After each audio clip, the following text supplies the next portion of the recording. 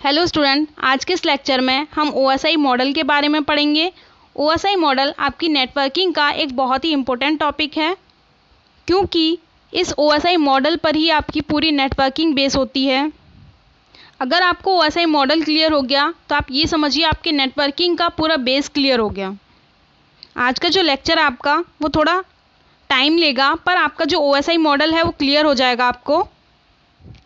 OSI model का जो आपकी फुल फॉर्म है वो है ओपन सिस्टम इंटरकनेक्शन, और इसे आपका ISO इंटरनेशनल स्टैंडर्ड ऑर्गेनाइजेशन, ये एक ऑर्गेनाइजेशन है जिसने 1947 में इसको स्टेबलाइज किया था, और पहली बार इस मॉडल को 1970 के लास्ट में इंट्रोड्यूस किया गया था।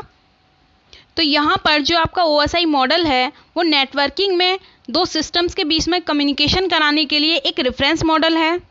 यहाँ पर हम इसे रेफरेंस मॉडल बोल रहे हैं, ठीक है। क्यों? क्योंकि आपका जो OSI मॉडल है वो रियल लाइफ में इम्प्लीमेंट नहीं किया गया है नेटवर्किंग में। इसकी जगह हम जो नेटवर्किंग में यूज़ करते हैं वो मॉडल है आपका TCP/IP। इसीलिए यहाँ पर OSI को एक रेफरेंस मॉडल माना गया है। OSI मॉडल नेटवर्किंग में ये डिस्क्राइब करता है कि किस तरीके से हमारा जो डेटा या इन्फॉर्मेशन है सेंडर से रिसीवर के पास में सेंड या रिसीव होगी। OSI मॉडल में आपकी 7 सेपरेट लेयर होती हैं, पर ये आपस में एक दूसरे को डेटा ट्रांसमिशन करती हैं। और OSI मॉडल आपका ये भी डिस्क्राइब करता है कि नेटवर्किंग में जो आपके हार्डवेयर एंड सॉफ्टवेयर हैं वो एक दूसरे के साथ में लेयर के रूप में किस तरीके से काम करते हैं। तो आज हम OSI मॉडल को एक स्टोरी के तरह समझने की कोशिश करेंगे। क्यों? क्योंकि जब हम किसी भी चीज़ को इमेजिनेशन के साथ में पढ़ते हैं तो वो हमें हमेशा याद रहती है, ठीक है। तो यहाँ पे आपका ये OSI मॉडल का पूरा डायग्राम बना हुआ है। OSI मॉडल में आपकी 7 लेयर होती हैं। पहली लेयर होती है इसमें आपकी application, presentation, session, transport, network, data link layer और फिजिकल लेयर। OSI मॉडल में हम लोग हमेशा कंफ्यूज रहते हैं कि हमारी पहली लेयर कौन सी होती है। तो यहाँ पर आप ये ध्यान रखिए कि ये डिपेंड करता है कि आप सेंडर की साइड से काम कर रहे हैं या फिर रिसीवर की साइड से। अगर आप सेंडर की साइड से काम कर रहे हैं तो आपके लिए जो OSI मॉडल की पहली लेयर होगी वो होगी आपकी एप्लीकेशन लेयर, जबकि अगर आप रिसीवर की साइड से काम कर रहे हैं तो आपकी जो पहली लेयर होगी वो होगी आपकी फिजिकल लेयर। तो यहाँ पर मैंने एक स्टोरी क्रिएट की है जिसके द्वारा हम इसके पूरी वर्किंग को समझेंगे कि किस लेयर पे क्या काम होता है। तो यहाँ पर आपकी एक साइड में मैंने एक कंपनी का नाम डिफाइन किया है ABC, और दूसरी साइड में मैंने दूसरी कंपनी का नाम ले लिया है XYZ। तो ये मान के चलिए जो ABC कंपनी है आपकी वो आगरा की कंपनी है, और XYZ जो है वो मेरठ की कंपनी है। और इस तरीके से जो आपकी ABC कंपनी है इसमें 7 लेयर पर 7 एम्प्लॉयज़ काम कर रहे हैं आपके। यहाँ पर मैंने जिस नाम से हमारी स्टार्टिंग हुई है लेयर की उसी नाम से मैंने यहाँ पे एम्प्लॉयज़ के नाम रख दिए हैं कि जो आपको इजीली समझ में आ जाए। पर एप्लीकेशन लेयर पे मैंने खुद को रखा है क्योंकि ये कंपनी हमारी है, ठीक है। तो यहाँ पे इसको समझने की कोशिश करिएगा आप कि एप्लीकेशन लेयर पे हमारा जो कंपनी का है वो CEO है, ठीक है, जिसका नाम हमने भावना रख दिया है। तो यहाँ पर आपका जो CEO है, ठीक है, वो क्या है, ये मान के हम चलते हैं कि वो क्या है, फ्रेंच है। इट मीन्स उसे फ्रेंच ही लैंग्वेज समझ में आती है, बाकी का कुछ उसे समझ नहीं आता। उसे 500 पेज का एक डॉक्यूमेंट है, इट मीन्स 500 पेज का हमारे पास डेटा है, उसको सेंड करना है XYZ कंपनी को, ठीक है। तो वो क्या करता है, इन 500 पेजेस को लेगा और अपने से नीचे वाला जो एम्प्लॉय है, तो वो पंकज को जो उससे नीचे वाला एम्प्लॉय है उसको 500 पेजेस देगा और कहेगा कि वो क्या करें, ये जो 500 पेजेस का डेटा है उसे XYZ कंपनी को सेंड करना है। तो पंकज ये देखेगा कि जो हमारी XYZ कंपनी है वो तो केवल हिंदी ही समझती है, ठीक है। तो वो क्या करेगा, इन डॉक्यूमेंट्स को लेगा इनसे, ठीक है, और वो देखेगा कि ये जो डॉक्यूमेंट हैं ये इसने किस में लिखे हुए हैं, फ्रेंच में लिखे हुए हैं। तो यहाँ पर जो पंकज है वो उनको ट्रांसलेट कर देगा हिंदी में, ठीक है। हिंदी में ट्रांसलेट करने के बाद वो आगे वाले एम्प्लॉय को ट्रांसफ़र कर देगा उन डॉक्यूमेंट्स को जहाँ पर आपका संदीप काम कर रहा है, ठीक है। संदीप को ये डेटा देगा और कहेगा कि XYZ कंपनी के पास ये डेटा आपको भेजना है तो आप इसे भेज दीजिए, ठीक है। संदीप के पास में जब ये डेटा आएगा तो संदीप ये कहेगा XYZ कंपनी के पास ये डेटा जाना है, XY कंपनी आज खुली भी है नहीं खुली है, ठीक है। तो वो क्या करेगा, संदीप के लेबल पे जो दूसरी कंपनी में एम्प्लॉय काम कर रहा होगा उसके साथ में कांटेक्ट करेगा और पूछेगा कि क्या आपकी कंपनी आज खुली हुई है, हमारा एक डेटा पैकेट आ रहा है आपके पास में, जैसे ही वो आपके पास पहुंच जाएगा आप मुझे बता दीजिएगा, ठीक है। तो यहाँ पर संदीप क्या करेगा, एक कनेक्शन स्टेबलाइज करेगा दूसरी कंपनी के एम्प्लॉय से जो उसी के लेवल पे काम कर रहा होगा, और ये बात करके आपका जो संदीप है वो आपके 500 पेजेस का जो बंडल है वो किसको दे देगा, तरुण को दे देगा, ठीक है, क्योंकि उससे नीचे जो लेवल पे है तरुण काम कर रहा है।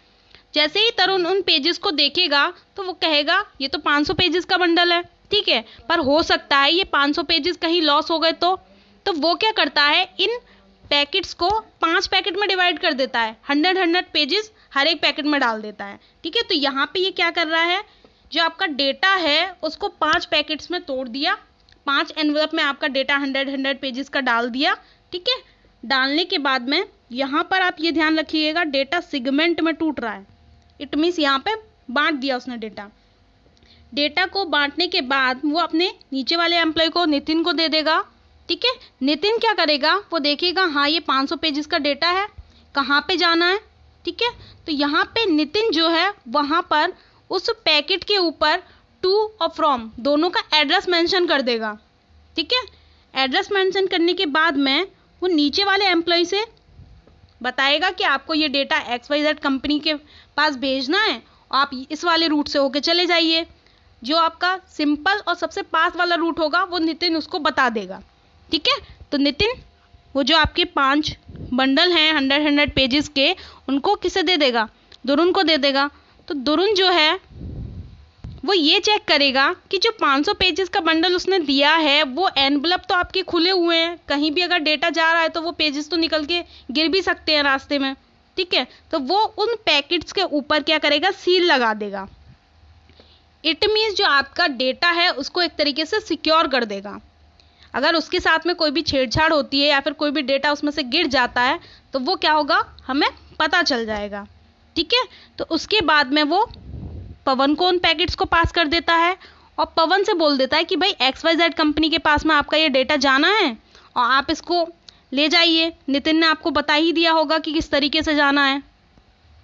तो वो क्या करेगा, इस डेटा को लेके जाएगा और इस डेटा को लेके जाने के बाद में जो आपकी XYZ कंपनी है उसके पास क्या करेगा, ड्रॉप कर देगा, ठीक है। तो इस तरीके से आप ये समझिए कि किस लेवल पे किस एम्प्लॉय ने क्या काम किया है। अब इस स्टोरी को एक बार ध्यान से समझ लीजिएगा। पहली वाली जो एप्लीकेशन लेयर है उस पे आपका जो डेटा था वो क्रिएट किया गया था फ्रेंच लैंग्वेज में, ठीक है। इट मीन्स एप्लीकेशन लेयर पे डेटा क्रिएट किया जाता है। उसके बाद आता है आपकी कौन सी लेयर आती है, प्रेजेंटेशन लेयर। प्रेजेंटेशन लेयर पे पंकज काम कर रहा था, उसने क्या किया था, उसने आपके डेटा को ट्रांसलेट किया था, ठीक है। नेक्स्ट आता है आपका सेशन लेयर। तो सेशन लेयर क्या करती है, एक पॉइंट से दूसरे पॉइंट, इट मीन्स एक कंपनी से दूसरी कंपनी तक क्या कर रही थी, एक सेशन स्थापित कर रही थी, एक कनेक्शन स्थापित कर रही थी। कब तक, जब तक कि डेटा हमारा एक एंड से दूसरे एंड तक पहुंच नहीं जाता है, ठीक है। तो इस तरीके से जो हमारी सेशन लेयर होती है वो डेटा को एंड टू एंड पहुंचाने का काम करती है। उसके बाद आपकी ट्रांसपोर्ट लेयर आती है। तो ट्रांसपोर्ट लेयर पे जो आपका डेटा होता है वो 500 पेजेस का जो हमारा डेटा था उसको हमने ब्रेक करके सेगमेंट में तोड़ दिया, ठीक है। तो यहाँ पे हमारा डेटा का सेगमेंटेशन हो जाता है ट्रांसपोर्ट लेयर पे। उसके बाद आती है आपकी नेटवर्क लेयर। तो नेटवर्क लेयर क्या कर रही थी कि किस तरीके से हमारा डेटा नेटवर्क में एक पॉइंट से दूसरे पॉइंट पे जाएगा, तो उसके लिए हमें एड्रेस की रिक्वायरमेंट तो होगी ना। तो यहाँ पर नेटवर्क लेयर पे जो एम्प्लॉय आपका काम कर रहा था उसने टू और फ्रॉम का एड्रेस उन एनवलप पे लिख दिया था, ठीक है। उसके बाद उसने अपने से अगले वाले मेंबर को पास कर दिया डेटा। इस लेवल पे डाटा लिंक लेयर पे जो एम्प्लॉय आपका काम कर रहा था वो ये चेक कर रहा था कि किसी भी तरीके से जो हमारा डेटा है वो लॉस ना हो, उसमें कोई एरर ना आए। तो उसके लिए उसने क्या कर दिया, उनको सील कर दिया था, ठीक है। इसके बाद आपकी जो फिजिकल लेयर होती है वो फिजिकल लेयर पे जो एम्प्लॉय काम कर रहा था उसका काम था डेटा को ले जाकर दूसरी कंपनी पर ड्रॉप करना। उसका जो रिसेप्शन होगा वहाँ वो ड्रॉप करके आ जाएगा। ठीक है, तो इस तरीके से अब यहाँ पे फिजिकल लेयर ने क्या किया, दूसरी वाली फिजिकल लेयर से कनेक्ट होकर डेटा को ड्रॉप कर दिया। इट मीन्स यहाँ पे जो आपका एम्प्लॉय काम कर रहा होगा, जैसे कि यहाँ पे प्रियंका नाम दिया है मैंने, तो वो इस एनवलप को रिसीव कर लेगा और अपने से अगले वाले मेंबर को दे देगा। अब ये इधर का काम तो आपको समझ में आ गया होगा, आप इधर XYZ वाला काम को समझ लीजिए किस तरीके से काम होगा।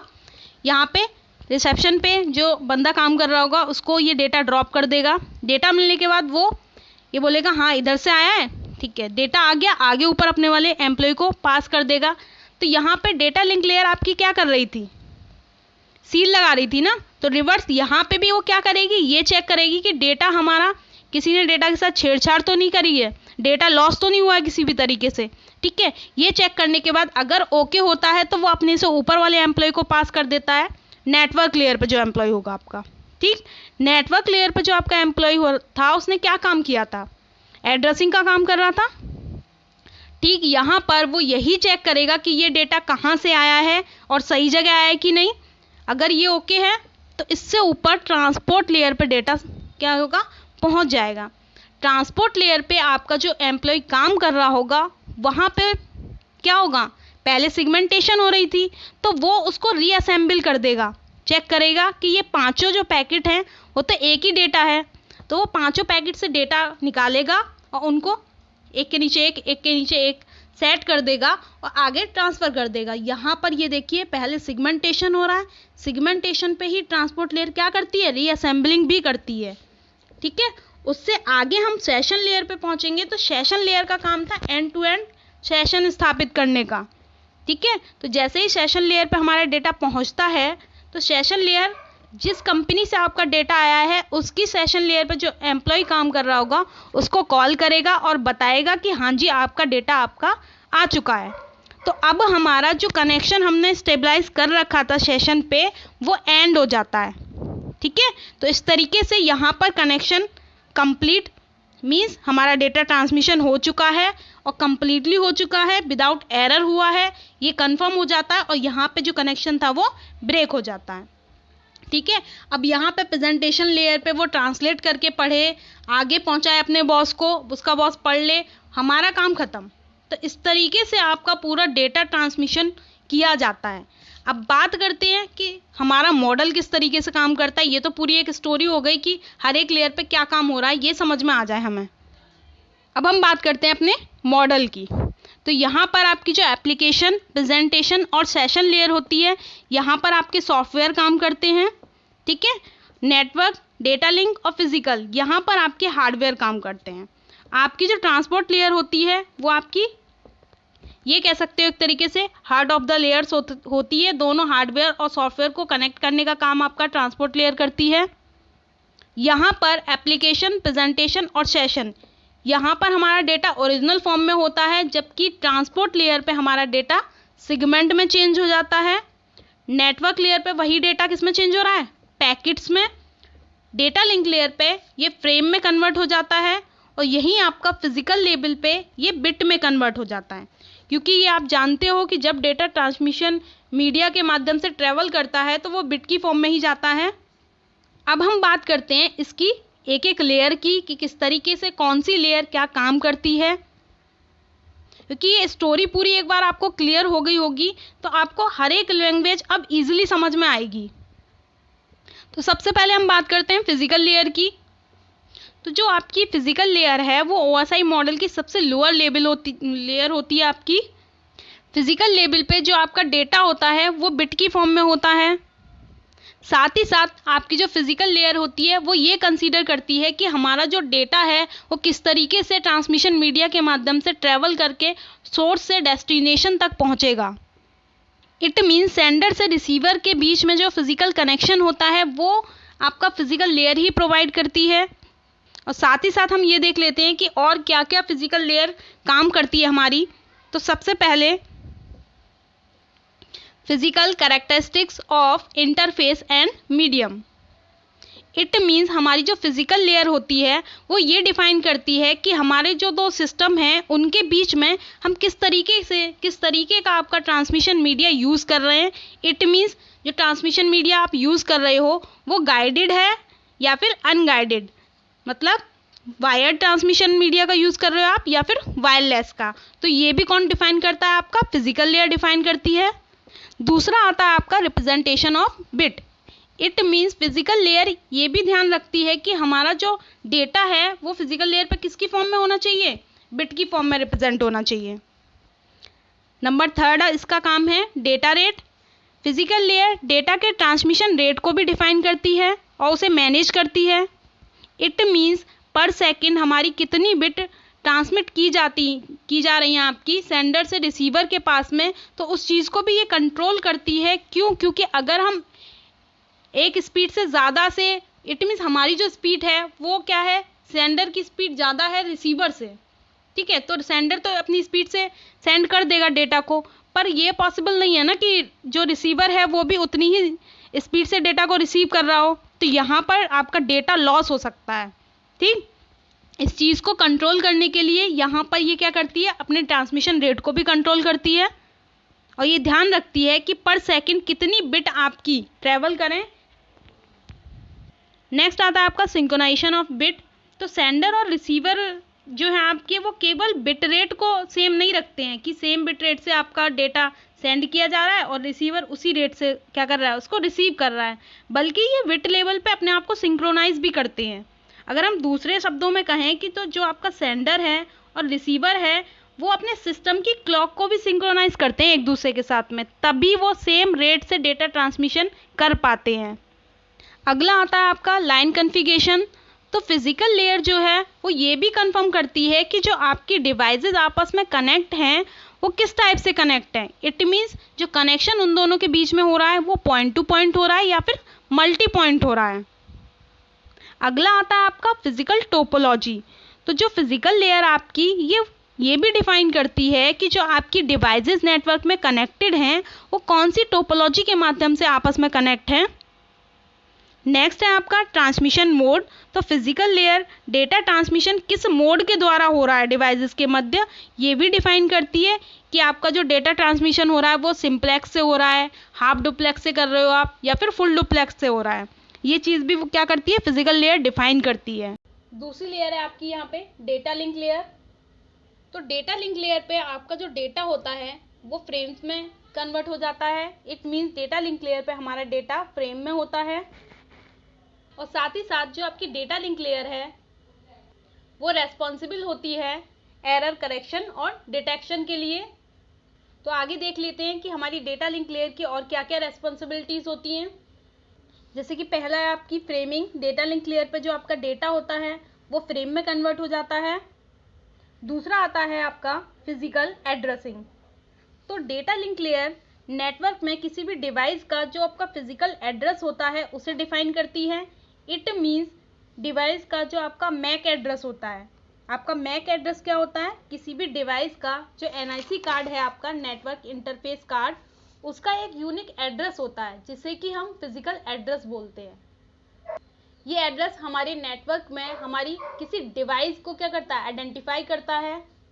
तो इस तरीके से डेटा लिंक लेयर पे आपकी फिजिकल एड्रेसिंग की जाती है। नेक्स्ट पॉइंट आपका आता है फ्लो कंट्रोल। तो डेटा लिंक लेयर जो है आपकी वो डेटा के ट्रांसमिशन का जो आपका रेट है उसे भी कंट्रोल करती है कि डेटा जिस रेट से आपका सेंड किया जा रहा है रिसीवर भी क्या करे, उसी रेट से आपके डेटा को रिसीव करे। तो यहाँ पर डेटा लिंक लेयर फ्लो को कंट्रोल करती है। अगला आता है आपका error control. Data link layer error को कंट्रोल करती है। इट मीन्स जो आपका डेटा ट्रेवल कर रहा है उसमें डेटा लिंक लेयर पे कुछ ऐसा मैकेनिज्म आपका यूज़ किया जाता है जो कि इस बात का ध्यान रखता है कि जो हम डेटा ट्रांसमिट कर रहे हैं वो किसी भी तरीके से लॉस ना हो, हमारा जो डेटा है वो डैमेज ना हो, और साथ ही साथ जो हमारा डेटा है वो डुप्लीकेशन ना हो उसका। और ये भी देखता है कि बाई चांस हमारा डेटा कहीं लॉस हो जाता है तो ये डेटा लिंक लेयर अपने अंदर क्या करती है, उस डेटा की कॉपी रखती है तब तक जब तक कि डेटा हमारा डेस्टिनेशन तक करेक्टली डिलीवर नहीं हो जाता है। अगर वो बीच में कहीं लॉस होता है तो उस डेटा पैकेट को ये दोबारा क्या कर देती है, डेटा फ्रेम को दोबारा ट्रांसमिट कर देती है। तो इस तरीके से डेटा लिंक लेयर हमारी एरर कंट्रोल करती है कि किसी भी तरीके से हमारे डेटा में कोई भी एरर ना आए। अगला पॉइंट है आपका एक्सेस कंट्रोल। तो यहाँ पर एक्सेस कंट्रोल में अगर कोई डिवाइसेस आपकी सेम कम्युनिकेशन चैनल को यूज़ करती हैं, इट मीन्स आपकी दो या दो से अधिक डिवाइसेस एक ही कम्युनिकेशन चैनल को शेयर कर रही हैं, तो डेटा लिंक लेयर ये डिसाइड करती है कि किस डिवाइस को एक्सेसिबिलिटी प्रोवाइड करनी है। तो इस तरीके से ये एक्सेस कंट्रोल भी करती है। अगली जो आपकी लेयर है वो है आपकी OSI की नेटवर्क लेयर। OSI मॉडल की जो आपकी नेटवर्क लेयर होती है वो रेस्पॉन्सिबल होती है सोर्स से डेस्टिनेशन पे पैकेट की डिलीवरी के लिए। तो ये मल्टीपल नेटवर्क के बीच में जो आपके पैकेट्स होते हैं उनको सोर्स से डेस्टिनेशन पर डिलीवर करने का काम करती है। इस काम को करने के लिए जो नेटवर्क लेयर है आपकी वो स्विचिंग और राउटिंग इन टेक्नोलॉजीज़ का यूज़ करती है। तो आगे देख लेते हैं कि नेटवर्क लेयर की और क्या क्या रेस्पॉन्सिबिलिटीज़ होती हैं। जैसे कि नंबर 1 है आपका लॉजिकल एड्रेसिंग। तो नेटवर्क लेयर पे आपका जो पैकेट होता है उसके हेडर में किसी भी सोर्स और डेस्टिनेशन का जो लॉजिकल एड्रेस होता है, जिसे कि हम किसी भी डिवाइस का IP एड्रेस बोलते हैं। ठीक है, लॉजिकल एड्रेस यहाँ पे IP एड्रेस को बोला गया है। IP एड्रेस होती है उसे ऐड करती है, क्योंकि इंटरनेट पर किसी भी डिवाइस को जो आइडेंटिफाई किया जाता है वो उसके IP एड्रेस से आइडेंटिफाई किया जाता है।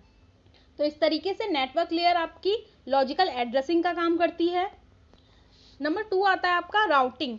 नेटवर्क लेयर पर ही आपके राउटर्स काम करते हैं, और जो आपके राउटर होते हैं वो डेटा ट्रांसमिशन में सबसे शॉर्टेस्ट जो आपका पाथ होता है वो डिफाइन करते हैं कि कितनी जल्दी हम अपने डेटा को किस पाथ से पहुंचा सकते हैं। तो ये जो प्रोसेस आपका वो राउटिंग कहलाता है, ये भी आपका नेटवर्क लेयर पे होता है।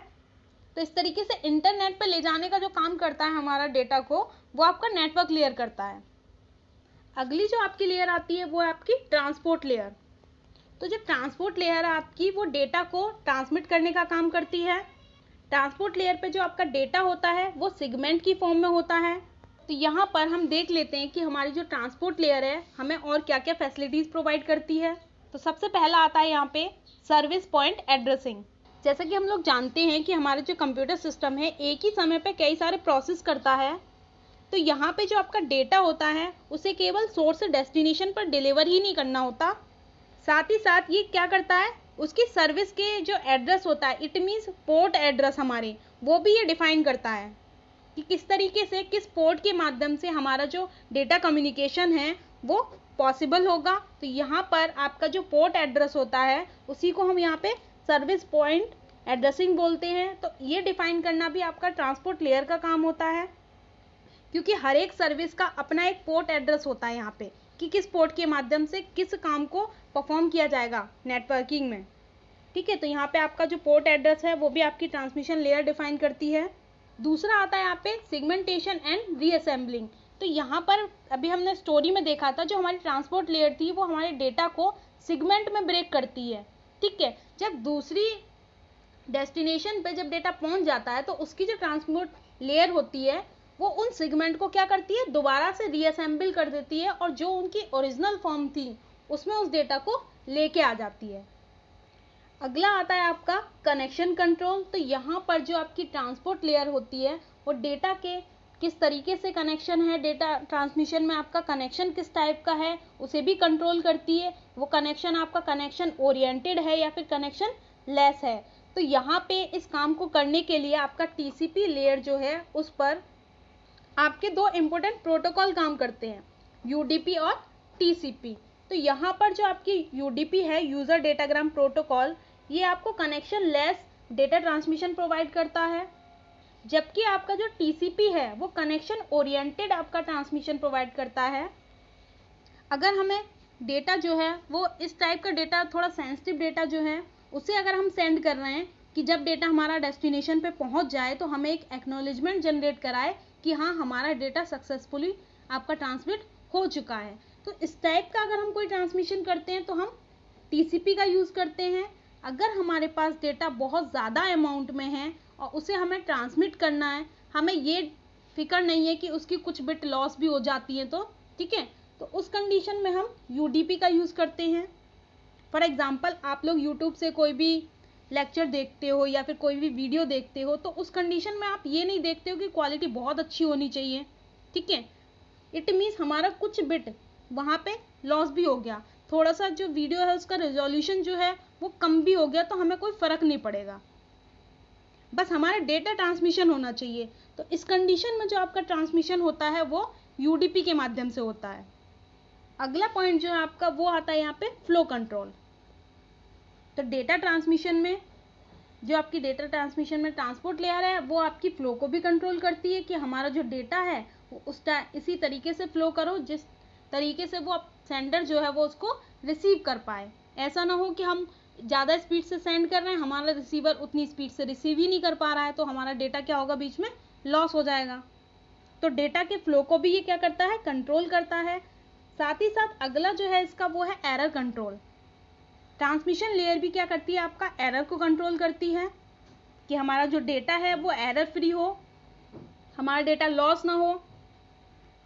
अगली जो यहाँ पे आपकी लेयर है वो है आपकी सेशन लेयर। तो जो आपकी सेशन लेयर है वो दो डिवाइसेस के मध्य क्या करती है, जब कम्युनिकेशन हो रहा होता है तो सेशन क्या करती है, क्रिएट करती है। इट मीन्स दो डिवाइसेस के बीच में जब कम्युनिकेशन होता है तो उससे पहले हैंडशेकिंग करना, ठीक है, ये चीज़ हम कह सकते हैं। तो यहाँ पे जो आपका सेशन लेयर है वो हैंडशेकिंग प्रोटोकॉल का यूज़ करके दो डिवाइसेस के बीच में एक सेशन क्रिएट करती है, और वो सेशन तब तक क्रिएट रहता है जब तक कि हमारा सोर्स से डेस्टिनेशन पे डेटा कंप्लीटली क्या नहीं हो जाता, डिलीवर नहीं हो जाता। फॉर एग्जाम्पल जैसे कि हम लोग क्या करते हैं, कोई भी वेबसाइट अगर कोई यूज़र एक्सेस करता है या फिर ओपन करता है तो सबसे पहले उस यूज़र का जो कंप्यूटर है और उस वेबसाइट का जो सर्वर है उनके बीच में एक सेशन क्रिएट होता है, ठीक है। और वो सेशन तब तक क्रिएट रहता है जब तक कि आप उस वेबसाइट को क्लोज नहीं कर देते हैं। जैसे ही आप क्लोज करते हैं तो वो जो सेशन आपका क्रिएट होता है वो टर्मिनेट हो जाता है। अगर इसे नॉर्मली हम और अच्छे से समझने की कोशिश करें तो आप लोग सभी ऐप भी यूज़ करते हैं, ठीक है। ऐप भी का जब हम अकाउंट ओपन करते हैं अपना, तो हम लॉगिन करते हैं उसमें आईडी और पासवर्ड के थ्रू।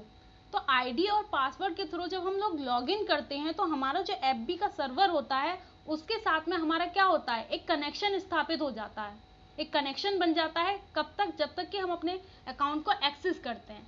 लास्ट में जब आप एफबी के अकाउंट को अपने को बंद करते हो तो लॉग आउट करते हो, ठीक है। तो इट मीन्स जो सेशन आपने एफबी सर्वर के साथ में बना रखा था आप उसको क्या कर रहे हो, अब टर्मिनेट कर रहे हो। तो यही चीज़ आपकी सेशन कहलाती है। तो इस प्रकार से जो आपकी सेशन लेयर होती है वो ये डिफाइन करती है कि किस तरीके से हम कनेक्शन को स्टेबलाइज करेंगे, कैसे हमें वो मेंटेन करना है और किस तरीके से हम उस कनेक्शन को टर्मिनेट करते हैं। अब हम लोग देख लेते हैं कि जो हमारी सेशन लेयर है उसकी और क्या क्या रेस्पॉन्सिबिलिटीज़ होती हैं। तो सबसे पहला जो है आपका वो है आपका डायलॉग कंट्रोल। तो सेशन लेयर जो है वो एक डायलॉग कंट्रोलर की तरह काम करती है। यहाँ पर जो दो प्रोसेस होते हैं उनके बीच में डायलॉग को क्रिएट करने का काम करती है हमारी सेशन लेयर। नंबर 2 आता है यहाँ पे आपका सिंक्रोनाइजेशन।